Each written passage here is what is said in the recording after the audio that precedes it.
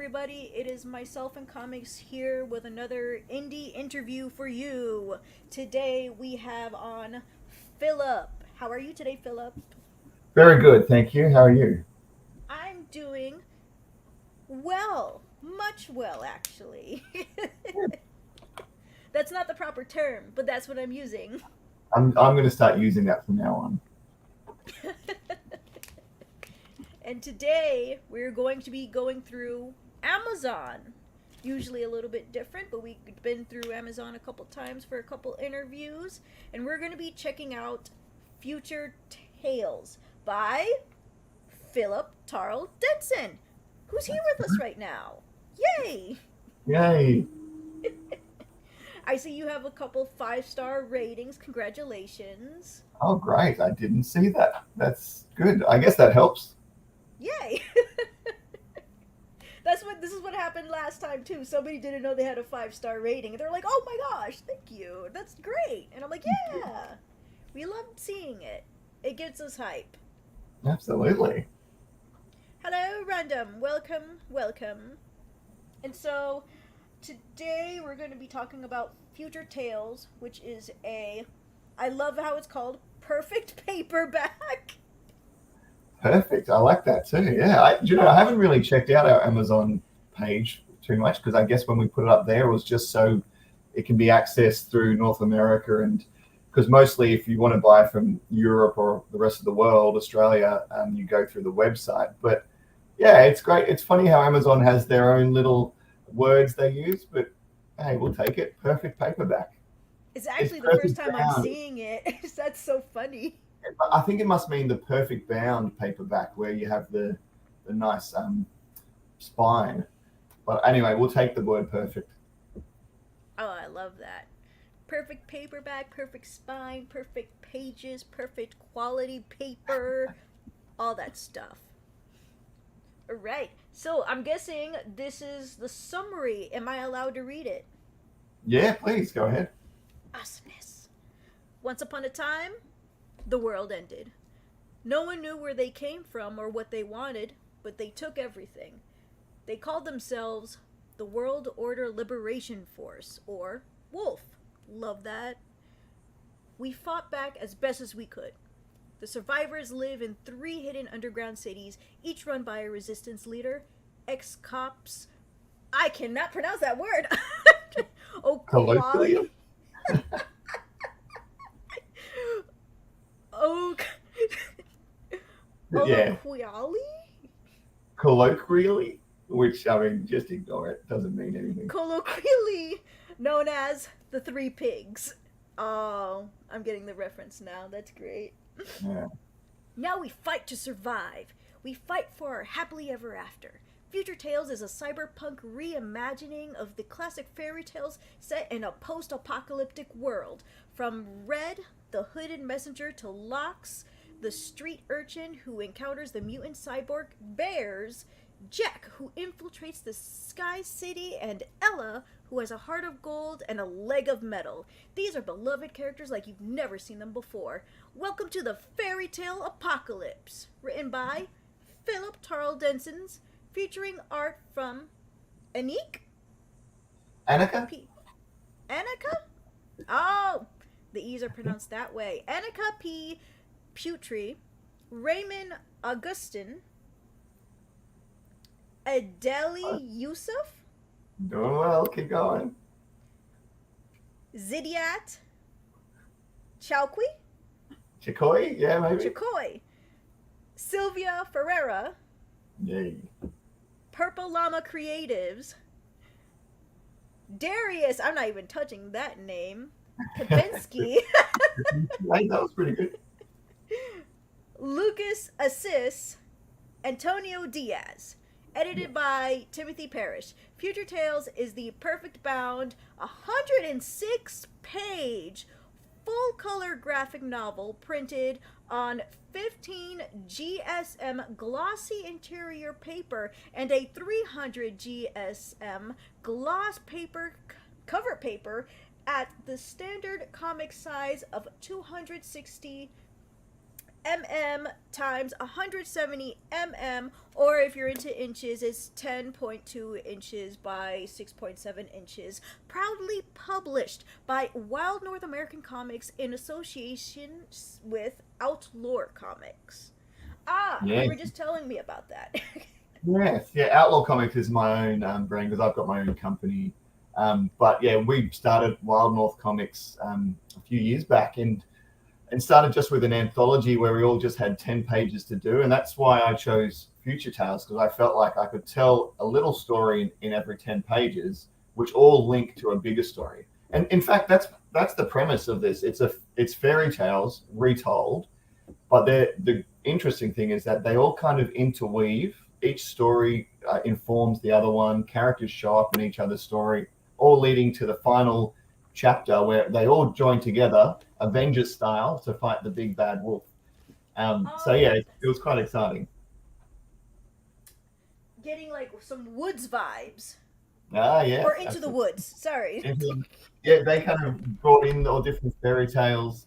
The same thing, but this is in a cyberpunk kind of post-apocalyptic world, So it's and that's better, is what you're saying. yeah, absolutely. But that's I the liked thing how I from was the getting the references like later on. I'm like, oh, wolf, three little pigs, red. Okay, I see where we're going. This is pretty um, cool. yeah, it's pretty Ah, exciting. Fairy tales, I think, even share a few some DNA anyway. Like I remember even as a kid reading about the big bad wolf in Three Little Pigs, and then also in Little Red Riding Hood. I was like, oh, I wonder if it's the same wolf, or the woods that Hansel and Gretel get lost in. Is that the same woods that Little Red Riding Hood was in? So I kind of felt like there's a shared universe anyway within fairy tales.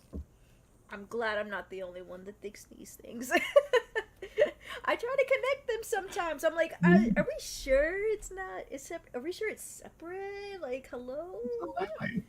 Well, in What this made you one, in Future Tales, it is definitely. And what made you think of a story like this? I'm just a big sci-fi and just a fan from way back. And the same thing as we were saying, like when I was going through some fairy tales and folk tales, I like that they kind of connected. And when I reimagined them into a post-apocalyptic type world, I remember seeing a picture actually of a like a ruined city, and the frames of the buildings were out, and it kind of looked like trees, like a big forest, a broken down forest with rubble around it. I remember going, "Oh, that's the woods," and living underground. I've always loved that concept of survivors living underground, and there's this floating city that the Wolf, the World Order Liberation Force, come from. So that connects the Jack and the Beanstalk stuff. It was just one of those ones where as soon as I got that premise, I started just connecting the dots and having fun with some of the acronyms as well. Yes, I did. I did. I am enjoying the acronyms very much. I'm sorry I'm stuttering so much. I had a half cup of coffee. Hey, oh no, not at night. You'll be up all night. Yay! Oh, frig. I drank it at like 5 o'clock. I might not be able to sleep. Oh, no. That's all right. It's Just a. stay up reading Future Tales. You'll be right. Yes, Hey, exactly. I don't know if I It, should. It shows on the picture there, but we actually have this gold foil title for the hard copy. If you get a hard copy, we should send you one too, Bianca. I think that would be. Yeah, I'm going to send you one. Send me your address. I'll send you a copy. all right. Do you want me to send it to you on Facebook or? Sure, whatever works. Yeah, just connect to me and I'll send you a copy because it's. I don't know about you, but there's something about having a hard copy in my hand for comics. I did go digital a lot, and I collect a lot. And I was reading digitally, and I was on Comixology and some of those other places. But I've just gone back to buying hard copies. I miss having them in my hand. It's true. I'm the same way. Like I've had like a really bad relationship with space. And so I'm just like I can't afford these floppies, so paperback hardcovers would be better. But then I'm always worried about the space for the Mm, paperback hardcovers, and then I'm like, maybe I should just do continue with my digital, blah blah blah. And then sometimes I will have both digital and hardcover. that's My little 2-year-old nephew loves touching the paperback and hardcovers. There is his favorite things to touch Oh before he no. tries to rip the pages out. I know. Oh, that's scary. R.I.P. One of my Batman comics. It's okay. It's okay. I forgive him. Oh, It good. wasn't in continuity anyway. Yeah, that doesn't matter then. Doesn't count. Exactly. Oh, Random Dude Draw says, so the Brothers Grimm has been involved, I see. LOL. Well, that's an interesting because the whole point of fairy tales is that they're always retold. In fact, the Brothers Grimm were retelling other fairy tales. A lot of them weren't just their idea. There were classic folk tales that they sort of solidified into one thing. And obviously, we've retold them many, many times in the centuries since. So I did pay homage a little bit to them. And in fact, the city that they live underneath is called Grimm City, named after obviously the Brothers Grimm, who I love and I feel like have really set up that storytell stuff. However, the very European fairy tales, these fairy tales all kind of occurred in Europe. However, they do spread internationally, and that was one of the reasons why we used artists from all over the world. We wanted to make sure that there's this universal element to it that we like. So you named some of them: Darius, who's from France; Raymond Augustin from the Philippines. We had Zidiat from Morocco; Lucas and Sylvia, both from Brazil. We had Nigerian artist Adele Yusuf. So, and obviously Australian, Indonesian, Aniki Putri. So we had artists from around the world all doing their own chapters, their own version of their art style to our characters. So it's almost anthology, but it's anthology that weaves together. I just realized that's like 9 different artists, but you wrote all 106 pages while somebody edited 106 pages. Yeah, so I wrote all the scripts and we had different artists per chapter. So there's like 10 pages per each fairy tale story, which tells a part of the chapter, which all leads to the next one. Like, say, for the Red Riding Hood, she shows up in some of the other chapters, and the message she's delivering to the other bastion, like her grandma's house, the message she's delivering actually links to how they might be able to beat the big bad wolf. So it's all kind of connects, and even like when Jack goes up to the floating city, what he brings home allows us to connect with the next chapter. So it all tells one big story, and it's all in that one graphic novel, which is great. I do love getting floppies and issue ones, but I also like just having a complete story. And yeah, they all kind of connect in that way.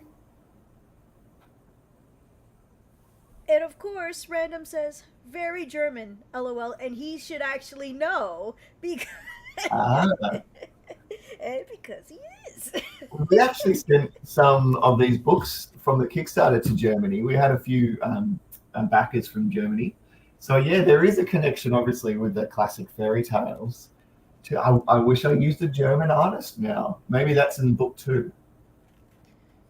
You hear that? You're about to get a job, Random. I'm just kidding. he's also an artist, so sometimes he does some arts for me as well.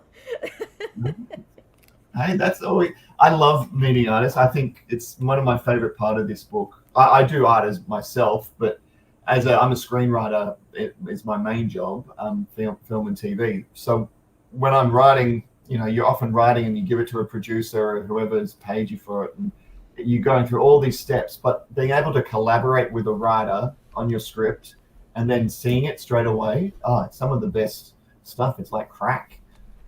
So yeah, hey, I love working with different artists. So let's talk.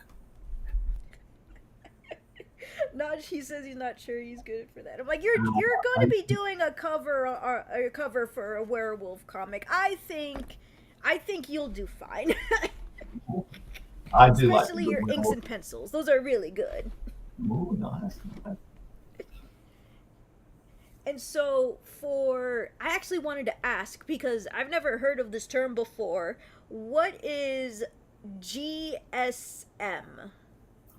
That's just the thickness of the pages. I feel like there's certain collectors who get a little bit finicky about what the books are. So having a thicker cover that's a bit more sturdy, that doesn't, the corners don't turn, and just having those solid, shiny pages. I mean, I love comics from the really simplistic black and white paper comics all the way up to the real shiny ones. But there's certain collectors out there who do love a thick page, a GSM. I don't actually know what it stands for. I should look that up, but I know my editor put it in there. We know the type, but not the full word. That's an interesting term. Grams per square meter. That's how much how heavy the page is, I guess. That's actually very interesting. And now we know. Now we know. We learn. It's good. That's why we're here. Is there a particular story that I believe you said 9 stories? There's 8 chapters. 8 chapters. So for the 8 chapters, is there a story that you particularly enjoy more? A little bit more? Oh, wow. That's tough. It's actually like choosing your kid. But I will say this. There's always a favorite. We know this. Red is the one that I first came up with years ago. And I'm talking like when I was at university at school, at like 15 years ago. I remember designing Red. So this is Little Red Riding Hood. She's an adult. She drives this hover bike, and her job is to come to the surface, which is the most dangerous part. It's like the woods, and deliver messages from one underground city to the next. So she's a messenger or a rider, and she has a thing called a HOOD, which stands for the Holographic Ordnance Object Device, which is attached cybernetically, where she can project holograms. And that's how she sort of defeats the wolf in the first case, or some of the wolf soldiers. So I when I got into her, that was the first one I wrote, and I had that written for quite a while. I would say that she's probably the lead. And if this is made into an animated series, which at the moment we have some interest for it to possibly become one, 8 episodes that all tell one bigger story, she would be our lead character that we follow, because she rocks up she's in Goldilocks' story just a little bit. It's the thing that Goldilocks follows onto the surface. She follows her, because she's like a big fan of Red. She wants to be a rider when she grows up, before she gets lost on the surface and meets the bears. And she does show up in some other chapters as well, including obviously the final chapter. She does a big heroic act. No spoilers though. Ooh, dang it! We almost had him there. All right, night random, because it's 2:30 over there in the morning. Wow. You can always come back and rewatch the rest. Bye. Absolutely. So what is your origin story with comic books? Wow, my origin story is I was brought up by my parents were giving me like European comics. So I read Tintin and Asterix Dang, and you got the good Obelix. stuff. Yeah, great stuff. And which actually led me into a lot of other European stuff, including like Incal and, books drawn by Mobius, who's an amazing European artist who I'm sure everyone has heard of. And then into some other, like Conan and 2000 AD and, books like that. But it was actually a friend of mine when I was about 10 years old, handed me an X-Men 2099 comic, because he knew I was into science fiction. And that got me into the mainstream comics. And then from decades of that and growing up on Marvel and DC and Image Comics, then I really love independent comics. And I go on Kickstarter and pretty regularly and go through and find some independent, interesting comics that I've never seen before. I like new stories, not the same old stuff. And yeah, and that's where Future Tales was launched through Kickstarter. And actually, we won this award, a Kickstarter award, which was always a fun thing. Yeah. Congrats! Oh, I wish I had a button for. I should add a congratulation button. I didn't know they gave out awards. Is this a yearly thing they do? I think it's for the Australian Kickstarter ones. It's every year. There's a difference.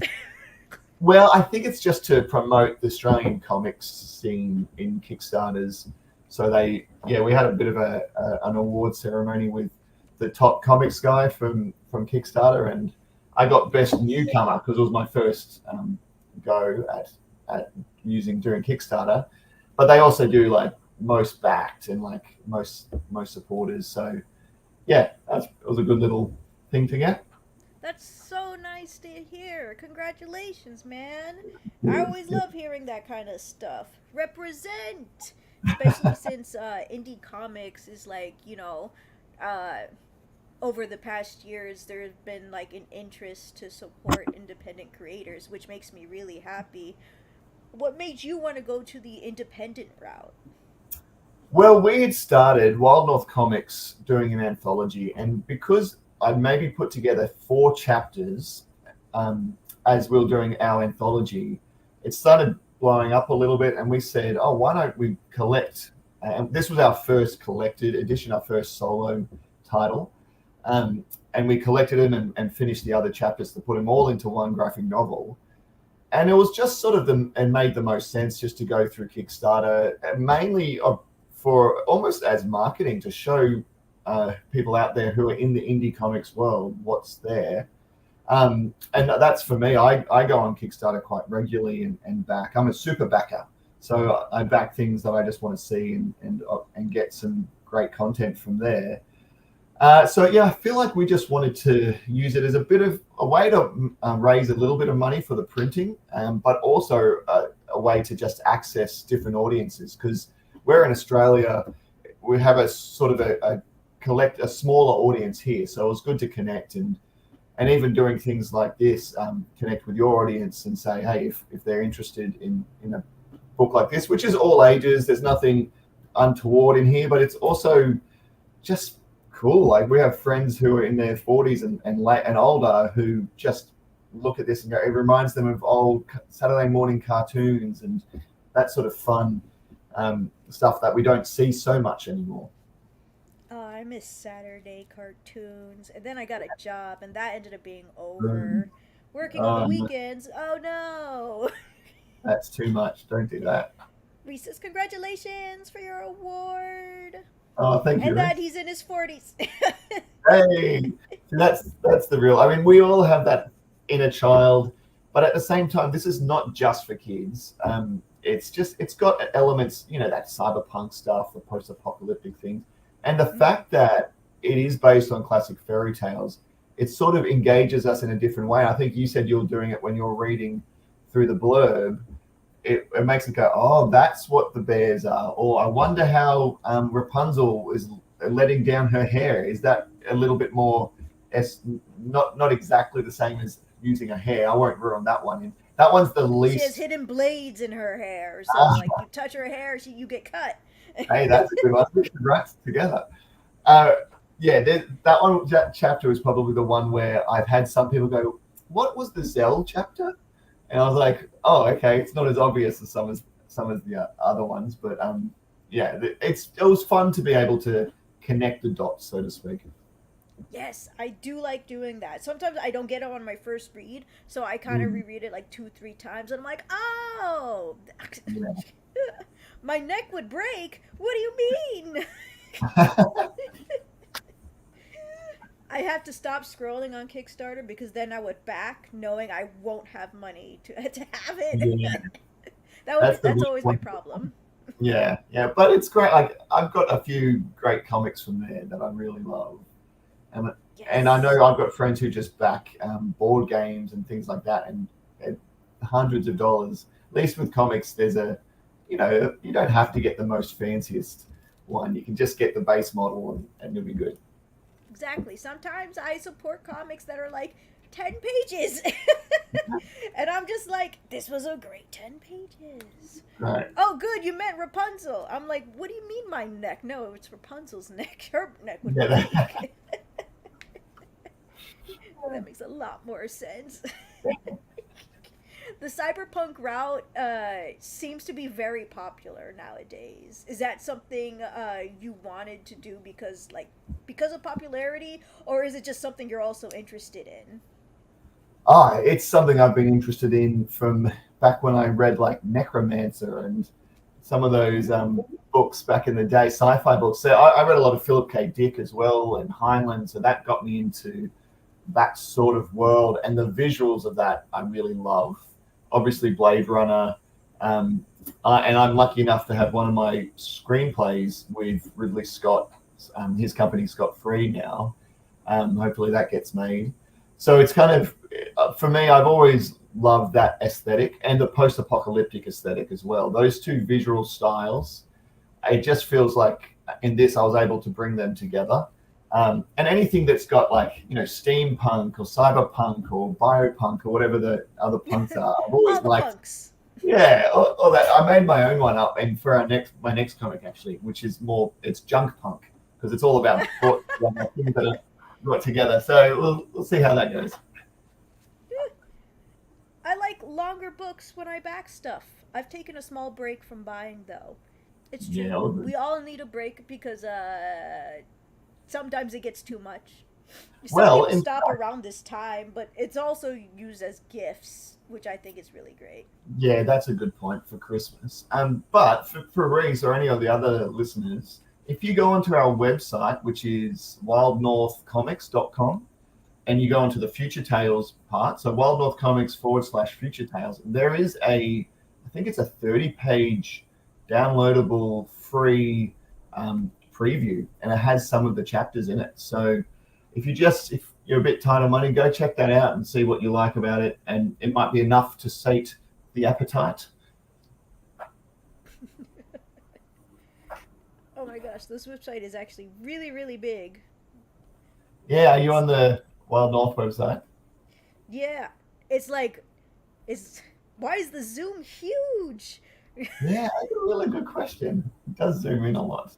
And if you go down, there is also, I'm just jumping on it now. So yeah, you can put your email in there and you'll get a free 20-page Future Tales preview, it says. But there's also a big map of the world where it shows where all the artists are from. I always thought that was a good little touch. Haha, Future Tales. Found it. It's got a lot of the pages on there, actually. Maybe we've given too much on the website. Oh, there's the mailing list. There we go. Right. Ah! Okay, so can't believe I forgot to do this again. Ah, okay, so no, that's not where I want to go to StreamYard. StreamYard! There we go. Okay, so this is the comics, Future Tales, and then this is the Amazon, copy, StreamYard, paste. Oh wow, that's really big. It's okay, it's okay. And then, boop, boop. I'm doing it right now, Reese. There we go. I see what you. Ooh, there we go. Right. I pinned it. I should be monitoring the chat. Sorry, guys who are listening. I should have been answering questions. But you've been on top of it. Thank you.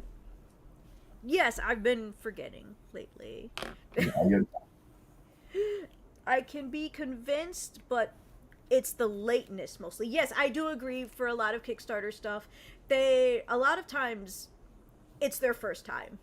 If it's your third time, you actually have no excuse to be 2 years late. But if it's your first time, that I can understand. But I will take a break from backing you. And if you improved on the second try, then we're all good. Yeah, we were pretty lucky in that our book was ready. It was ready to go. So, and in fact, I don't think I would run a Kickstarter if I wasn't. I like to have it all finished so I know what I'm doing. And the Kickstarter is just to supplement the printing costs and the postage. And then it's more of a tool. Like, I think when we launched, we sent the first digital was sent almost straight away, which the digital copies got out, which was good. It might have been a month or two later. And then we sent the hard copies just a few months later. So I think if you're getting it within 6 months, to me, that's what I want from my Kickstarter. Sometimes they're a bit longer. I've waited a long time for some ones, but here we go. Here's some pictures. Yes. Some amazing art there this one's from Annika. The cover there was from Raymond Augustin from the Philippines. And this is Antonia Diaz from Peru, great artist. Oh, that's very And he cool. only did the little prologue, which is only 3 pages, I believe. But I would love to use him again. This is the great thing. I want to use all of these artists again, but at the same time, I like the idea of using different artists from different countries if we continue the Future Tales books, which we may. There are some other fairy tales that we didn't get to in this book that I would love to explore. So we'll This see. guy staring, that would totally be me. I'd just be looking in awe. And then people will be wondering why I died. I'm like, because I'm just staring, of course. You don't want to run away? Okay. I don't know. I feel like I'd be too shocked to move and be like, well, it's my time is here, so I might as well not run. I don't know. Villainous Queen of Hearts, welcome. It's been such a long time. Yeah, you're not late this time. Congrats. Woo! What a cool name. Villainous I Queen love of it. Hearts. See, this picture is what I like to think that I would be, because I've got red hair, so I could be like Little Red Riding Hood. Is this red? This is red, yeah. This is just a little bit of the prologue, which it says the opening spiel, which is once upon a time the world ended. We made a little video for our Kickstarter, and we got a voice actor to do that voice as well, which was always kind of cool. And who knows, if it becomes an animated series, that's what our opening would be, possibly. Would it be under the Ridley Scott too? Probably not, but we have, I won't say anything yet because it's very early days, but we have some interest from some pretty big companies to maybe do it as an anthology or as one series. We might use different animation studios from around the world too, but we'll see how we go. It could be pretty fun. It's like, I mean, there's a lot of that animated series. I don't know about if your listeners are into animation and stuff, but Always. like, yeah, great. Like I would say just on Netflix, like things like Love, Death and Robots, or even Arcane, Yes. some of the amazing visuals from those series I love. Even Cyberpunk Edge Runners and, Blue Eyed Samurai. There's I some still have to amazing. watch. I still have to watch those two. Yeah, no spoilers, don't worry. But yeah, that's what we would sort of be aiming for, that type of series. But we'll see. We'll see what happens. Ooh, that would be nice. But it would still be like for all ages, or would you increase the age to like a PG-13 type of thing? Well, that's a good question. One of the places that has shown interest referenced Marvel's What If series, because they said it had a visual style that they would see similar to what we could do. And it had, different stories, but they were kind of in the same universe, or the Marvel universe. Ours would be tell one more solid story, and I think that one was still PG, and which is probably where we'd go. That being said, if Netflix wanted to pick it up and they wanted to go a bit more adult with it, we definitely would. But the fact that it's based on fairy tales, classic fairy tales, I think having it open, still a cool, kick-ass visual style and world, but something that all ages could enjoy. I think that's probably where we'd land. But we go where the executives and the producers want us to go as well. Creativity. Yeah, but you got to take their money as well every now and then. Exactly. Reese said, is there a villainous cameo anywhere in these books? I assume it's like the abbreviations when I read the summary. There's like the Bears, Mears. I can spell correctly, yes. And then there's the Wolf, WOLF. Yeah, there's no S. Which is the, like as you said, the Red Riding Hood villain, and then also the villain in Three Little Pigs. Yeah, and in our story, they're the big bad, the World Order Liberation Force. They have this sky city that floats above that basically destroyed this real city, and our survivors live in these 3 underground cities, which are slowly being destroyed.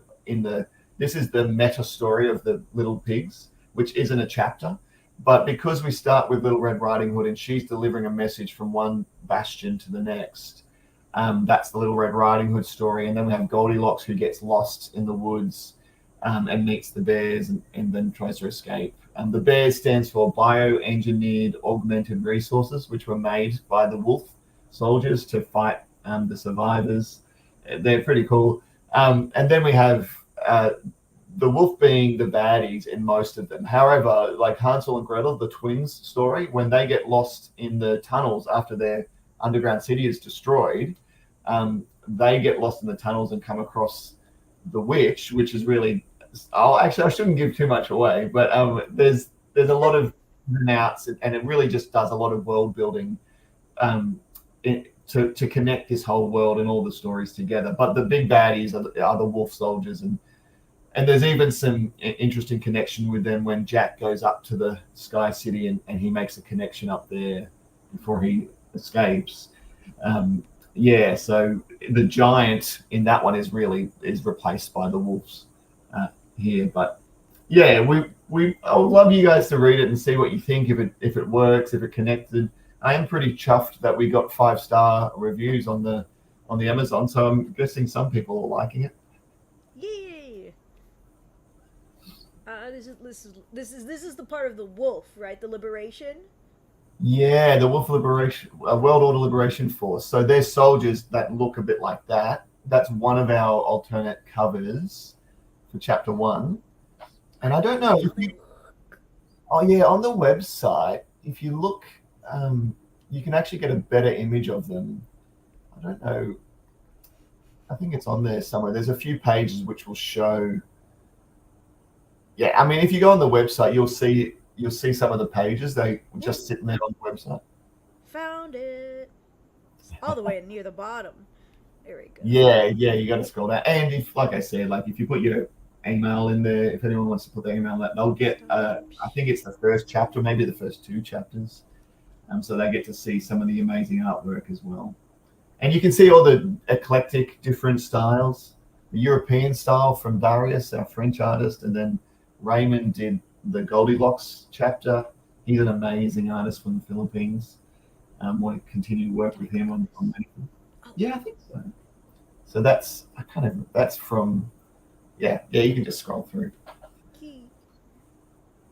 But one of the great things about this, I think I mentioned, is as a screenwriter, I'm often writing film and TV that I might get paid well, but might not get produced. Whereas at least with the comic, you're going straight to your audience and getting that feedback straight away, which I really, really enjoyed.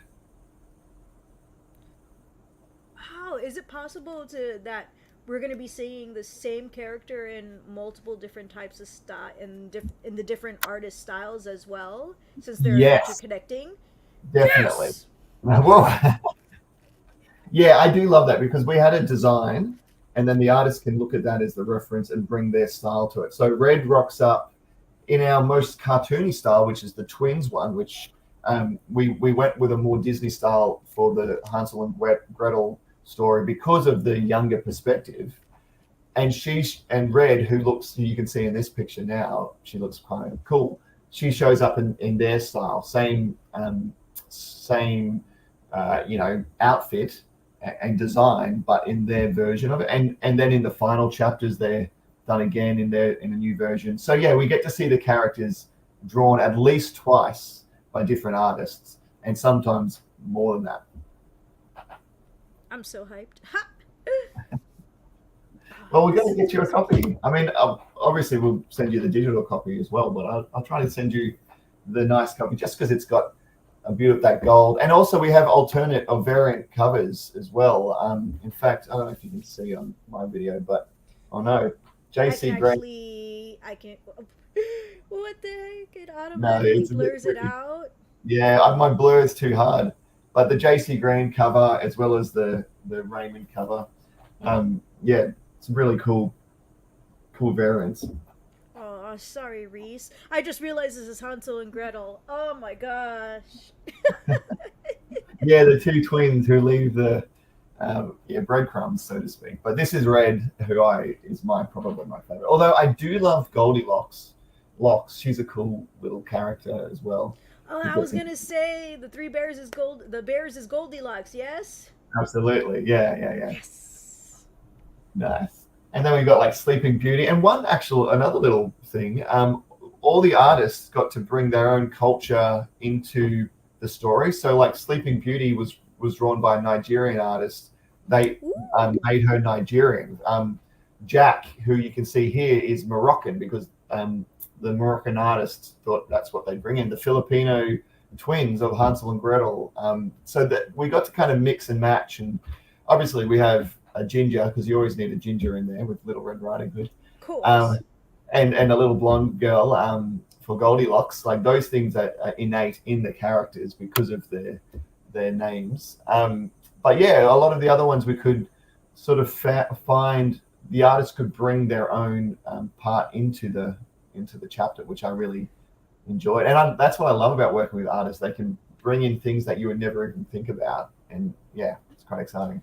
So not only is this a cyberpunk apocalyptic style of the fairy tales we all know and love, but it's also a different type of storytelling culture wise depending on the chapter and depending who's the artist. Absolutely. And that's why it works so well for that premise is that fairy tales are known worldwide. Everyone knows the Goldilocks story. Everyone knows Jack and the Beanstalk. So kind of connecting it to a worldwide artistry and an audience is part of the premise. We really wanted to make sure that this is that fairy tales are not just European like they were with Brothers Grimm. It's actually all around. They're just good stories that we all know. So question, I'm guessing Sleeping Beauty is in here. Oh yeah, definitely. She's our chapter 2. In fact, that's one of our secrets. That's oh no, maybe I shouldn't say it. But that's what the connection where we start to realize these stories are connected. So we have Little Red Riding Hood. She has her own standalone story, which is based on that, and then she arrives at the next bastion, which is like Grandma's house, with her message. And then we find out in the next chapter that the message is they find a woman who's been frozen in a cryopod for 100 years since the war began, and she's got a connection to maybe defeating the baddies. She's like the key to their happily ever after, so to speak. So that's the Sleeping Beauty story, how that was brought into this world. Nice. Just spoiler alert. Uh, Sleeping Beauty related stuff is my bias. Whether it's the Disney, whether it's the grim fairy tale version, I found a really messed up rated R version of her story. I might know That's that one extremely too. messed up, but that's that's Was interesting that to say the least. was that by Neil Gaiman? Because Neil Gaiman has a story which is a really messed up version retelling of that story. I wonder if that's the same one. No, it was some person it's been a long time. So I Yeah. think their name was like Shady something, but I decided not to buy from them anymore because Okay. they did this thing where they put out multiple Kickstarters or Indiegogos without even finishing their original Uh, projects. So, and this person was doing everything themselves, like not just the writing, but the art, the uh, printing, the shipping out, and I was like, okay, didn't like a lot of the stuff he was writing. Like it's obviously purposely for a guy audience. I will I, admit that. So I like see. some things I looked at and I'm like I'm not enjoying this, and I'm pretty sure guys would. Okay, okay, I see what you're saying. But I Yeah, did like that Sleeping Beauty story. I thought that was interesting, messed up, and almost like very dark humor yeah, okay, type of interesting. thing. Well, I'd love to hear what your thoughts are for the Future Tales version. Yes, and I'm guessing this is Goldilocks. Yes, this is Goldilocks, and you can see that meets Red. This is Red who pops up in this chapter as well.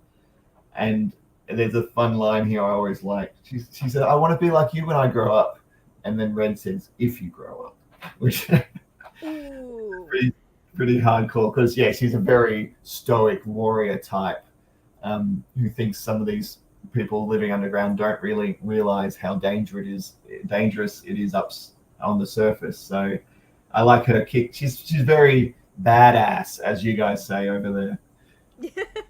yes. I also do love Goldilocks' hair. It looks like she has these cute little like horns on her Yeah, head. yeah. But like, yeah, the artist just brought that in. I said I want some goggles, I think, and just look like street urchin, post-apocalyptic kind of clothes. And yeah, he's really set her up really well. I love her design. She's cute. Yes. Oh, this is such a good panel. Yeah, Silvia Ferreira from Brazil. This is her art. She did Cinderella, and in fact, she drew her as a Brazilian woman as well. Which the Cinderella story is interesting because I wanted to push our meta story through, and this is when the wolf soldiers, because of following Locks back to the underground city, they get entrance into here, so they attack the city. So Cinderella's story is based during an invasion of their underground bastion, and her leg becomes important. She has a cybernetic leg, which is Cinderella's story, the losing of the slipper. So we took some creative license in some of these stories that hopefully the references are clear. But yeah, that was a fun chapter. Also, so the shoes are still a big part of the story. Yeah, except for instead of a shoe, it's her whole leg that she has to leave. Is she anywhere on this panel or no? No, I mean she might be on the next one. I don't know what. No, I don't think. I couldn't tell if the one on the floor was that a leg or if that was like somebody's weapon or not. Because yeah, no. Oh, there's the Jack and the Beanstalk. He sneaks up to the surface to grab, anything that he can scavenge that he can sell downstairs. So he sneaks out, and that's when he comes across how the wolf soldiers come down are in these like elevator tube things that look like big vines or beanstalks. He comes down and he thinks, he can go in and take some of their weapons to sell, and then gets taken up into the Sky City. And yeah, there's a lot of like a Alita Battle Angel vibes, but the opposite. I love that. Because yes, except they would steal stuff down below and they would sell it so they can reach the top because they couldn't reach. I would say that is one of the original anime, at least, is one of my inspirations. Like there was a lot of those anime, Ghost in the Shell, Akira, things like that, which I saw at a young age and become quite foundational in my storytelling and what I love.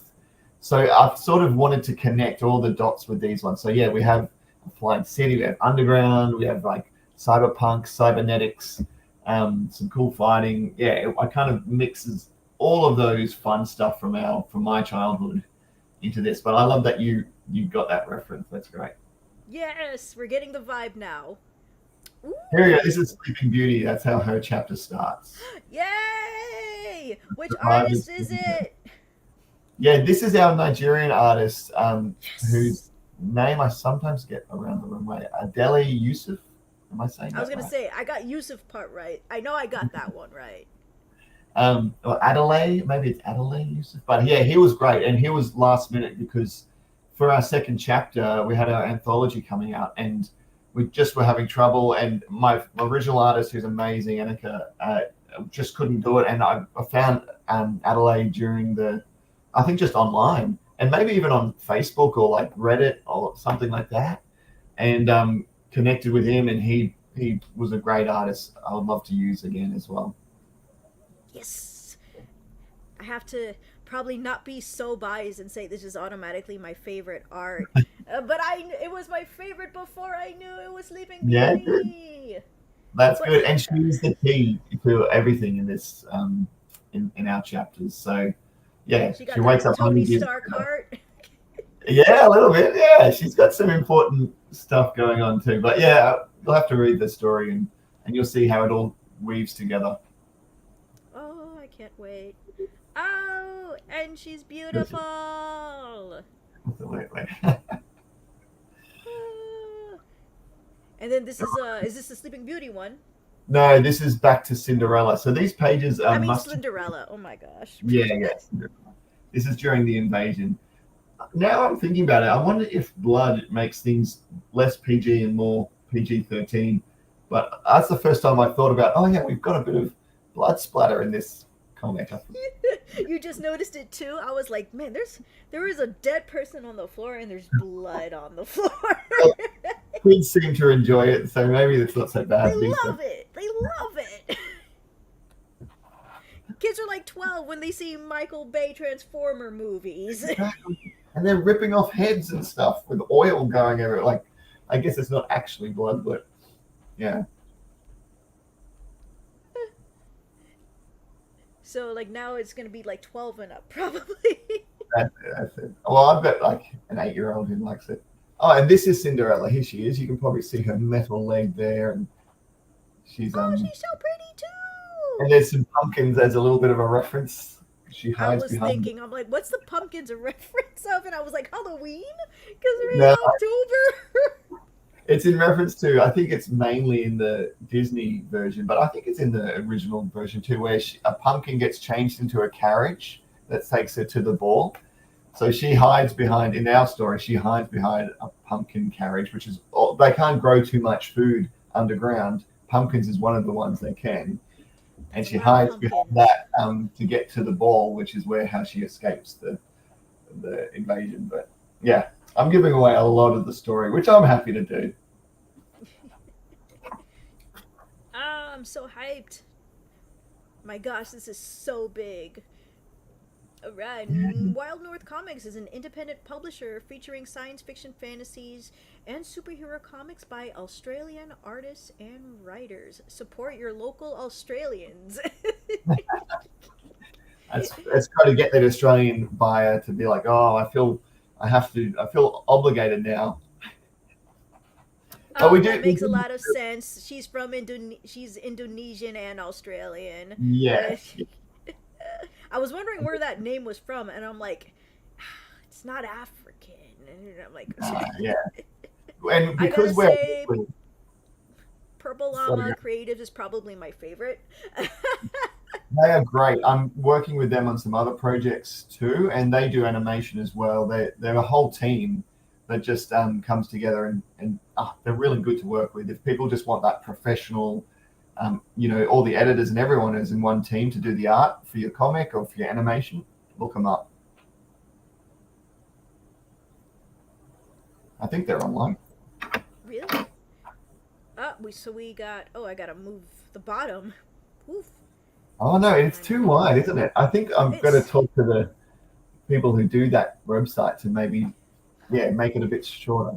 I'm on Opera, and they do have an option to like make it smaller. I just never remember what it is. I wish I knew. I never remember, and I hate it. Oh, settings. Zoom. And you're a comic writer as well, aren't you, Bianca? I have not written a comic before.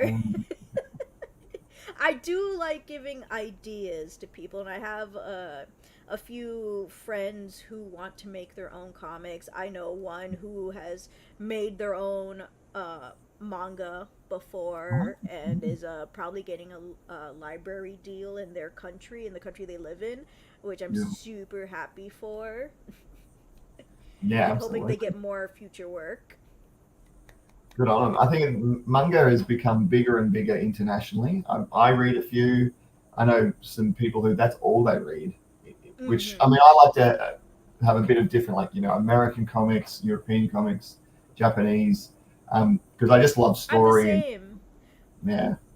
Yeah, I do, there's African comics that I've purchased through Kickstarter, like, very early on, and apparently they have their own version as well, like, their own name for, like, comic books, manga, that type of storytelling.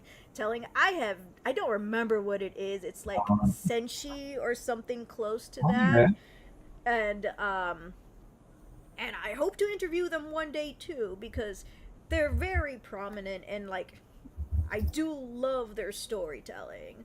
Yeah. Oh, this is from the Morocco, and then this one is from France. This is France. Man, I thought the last name was Polish. Yeah, well, maybe, last name, you can't tell too much by last names now. We all move around, don't we? But, it does sound Polish, but he was great. Like, I like that European style. He had a bit more, almost Tintin-esque at times. He did the Rapunzel one, the penultimate chapter, which leads to the big, where everyone joins together, final chapter. Yee. It's like in my last job, there was like there was a lot of South African customers that I had. There was a lot of Polish customers that I had. So like I was able to either detect their accent and say, "Oh, you're South African." They're like, "Ah, people think I'm British," or it's I see the last name, and then because like say people from Denmark or Sweden, that kind of Mm. stuff, they pronounce the letters differently. All of them Mm. do. So like some you like say the J really hard, sometimes it's silent, that kind of thing. So when I would pronounce it, they're like, "You pronounced it correctly." And I'm like, "Are you Polish?" And they're like, "I am Polish." And I'm like, "Yes." Ah, okay. So that's the background. It And helps now if I you don't know work there anymore, so I don't remember anything. how to. Yay, we got a few from Brazil. One from I really like their glasses. One from Peru, and then you have Yosef right here. Oh, I like his glasses too. Oh, I like her glasses too. I like everybody's glasses. I need to get some Everybody got glasses. nice glasses. What the frick?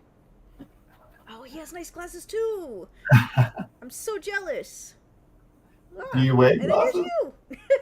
Yeah, I need to get a haircut. No, we must let it all out. I, The I used to have a big wildness. afro, and then I even had dreadlocks at one point because it just starts to dreadlock. My hair is very thick, but I call them dreadlocks because Reset, a good story is a good story no matter where in the world it's from. That is incredibly true. Though I do want to highlight definitely more from like different countries, different types of people, and different mm, cultures, which I try to do as much as I can. That stuff and can be kind of hard. I actually don't even get a lot of you are either my first or my second Australian that I'm um, interviewing. and well, that's what's great, and especially for something like Future Tales, where I'm also the same. I love different cultures and finding out about different countries, and I love to travel if I get the chance. And like the more you do that, the more you realize it's like we're all the same. Like that's we're all different, which is what makes us the same because you find the people who have the same tastes as you, or you just love the same kind of stuff, and I just love that connecting that you can have through comics all over the world. Which yeah, it's exciting. Mm-hmm.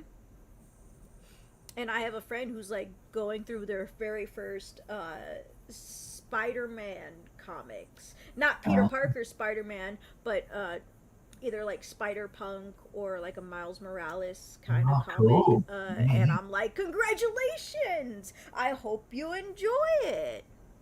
You know, because they it usually this is the manga artist creator because they're black and also half Japanese, and they like try to add as much cultures into their Yeah, storytelling, but also keeping it natural as you know. If right. Now that's that makes good. sense. Absolutely. I think it's just fun to be able to read different stories and like Reese said, yeah, good story is a good story, no matter where Mm-hmm. you are. We're even publishing a manga through Wild North Comics soon, I believe. It was in our anthology. It was the one of the last book in one of our anthologies or chapter where you have to read it backwards. Um, so it did trick some Mm. people. They're reading the other ones and then they're like, huh? And like, oh, that's right. It's I have to read it the other way around. Um, but yeah, Wild North is about to be publishing some others. We had our second book. It's just coming out now, and yeah, we'll see what happens. Oh yay! Congrats! Because like if there's this thing that happens where if I read too many comic books, I end up reading manga the opposite way. But if I Yeah, end up reading too much manga and I go right back to comic books, then I'm reading the comic books backwards, and I'm that's like, gosh dang it, I did it again. that's funny. Oh, this was so good. I love the discussion we're having. And so, Okay, so the pinned tweet is the one that has the Amazon in the description if you want to purchase directly from the website. I did add it on there just in case, but there's also the Amazon link, and then there is the Facebook for Wild North Comics. I think I'm gonna add the Instagram on there too after this is done. And if you guys like want to follow our purchase, it's all in the description. Looks like we're gonna end it here today. And thank you guys for stopping by. Thank you, Philip, for coming by as well. It was been a great discussion on like this entire thing, and I'm really hyped to be getting the comic. Okay, well, thank you so much. It's been my pleasure. Yes. Whoops, exit this out. Ha! Boop. All right, and then we're going to be seeing you guys next time. Have a nice night.